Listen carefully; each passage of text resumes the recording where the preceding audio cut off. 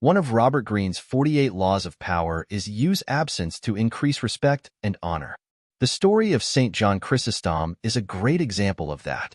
John was the son of a high-ranking military officer and was raised as a Christian by his widowed mother.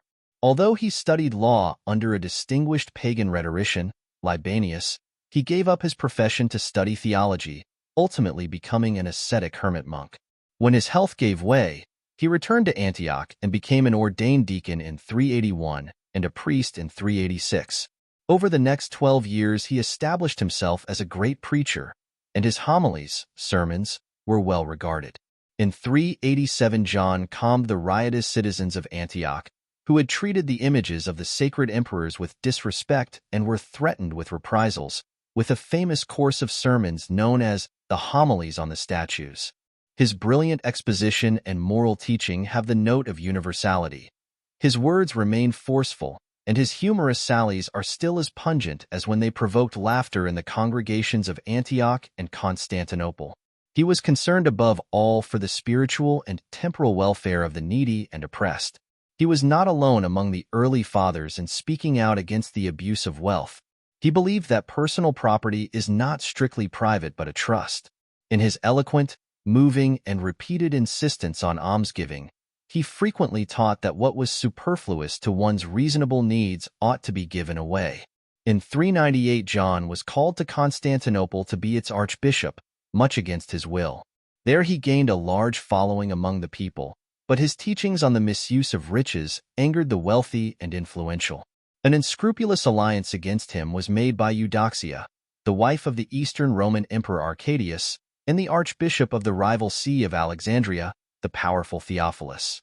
In 403, Theophilus convened a synod of disaffected or subservient Syrian and Egyptian bishops at the Oak, across the Bosporus. This gathering indicted John on a large number of charges, many of which were purely frivolous or vexatious.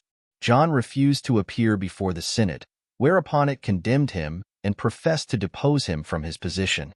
The Emperor Arcadius therefore banished him from the city, recalled him at once, and finally banished him again the following year. He was kept in confinement at Cucusus in Armenia. Historian Edward Gibbon writes, "A secret hope was entertained that the archbishop might perish in a difficult and dangerous march of 70 days in the heat of summer through the provinces of Asia Minor, where he was continually threatened from attacks. Yet Chrysostom arrived in safety at the place of his confinement, and the 3 years in Cucusus were the last and most glorious of his life. His character was consecrated by absence and persecution. The faults of his administration were no longer remembered, but every tongue repeated the praises of his genius and virtue." Robert Greene spoke about using absence as making it a choice, where St. Chrysostom did not have a choice, but still used the attention and forced absence to his benefit. He continued to write and keep up with the world around him. People looked to him more, as whenever the powerful try to destroy someone's life, the general populace assumes they are worth listening to. He turned the worst part of his life and made it what he is most remembered for, and where he was able to make the most positive impact. There is certainly a lesson in there for us.